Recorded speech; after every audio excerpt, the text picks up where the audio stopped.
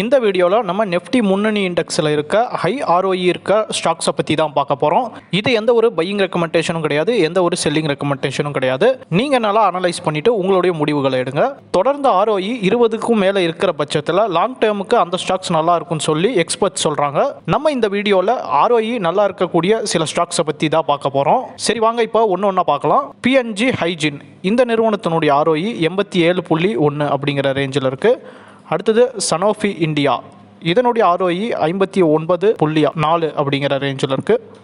அடுத்தது டாடா கம்யூனிகேஷன் இது 54.2 அப்படிங்கிற ROEயோட இருக்குது.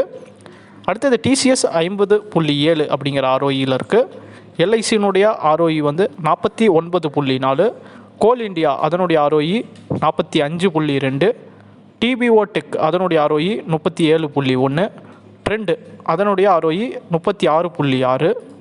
அடுத்து வரோக் என்ஜினியரிங் அப்படிங்கிற கம்பெனி இதனுடைய ROE 35.1. டாடா எலக்ஸி இந்த கம்பெனியினுடைய ROE 31.6. அடுத்து ஐநாக்ஸ் இந்தியா இதனுடைய ROE 30.2. CDSL அப்படிங்கிற கம்பெனி பார்த்துட்ருக்கோம், இதனுடைய ROE 28.6. இப்போ நம்ம பார்த்ததெல்லாம் ROE நல்லா இருக்கக்கூடிய சில ஸ்டாக்ஸ் தான். இது இல்லாமல் நல்ல ROE இருக்கக்கூடிய ஸ்டாக்ஸ் அப்படிங்கிறது மார்க்கெட்டில் நிறையா இருக்குது. லாங் டேர்மில் அந்த ஸ்டாக்ஸ் எல்லாம் நல்ல ரிட்டர்ன்ஸும் தந்துட்டு இருக்குது. நீங்களும் இது போல் ROE அதிகமாகிற ஸ்டாக்ஸும் ROE தொடர்ந்து 20க்கு மேலே இருக்கக்கூடிய ஸ்டாக்ஸுகளை தேர்ந்தெடுத்து நல்லா அனலைஸ் பண்ணி உங்களுடைய முதலீடுகளை லாங் டேர்முக்கு செய்யுங்க.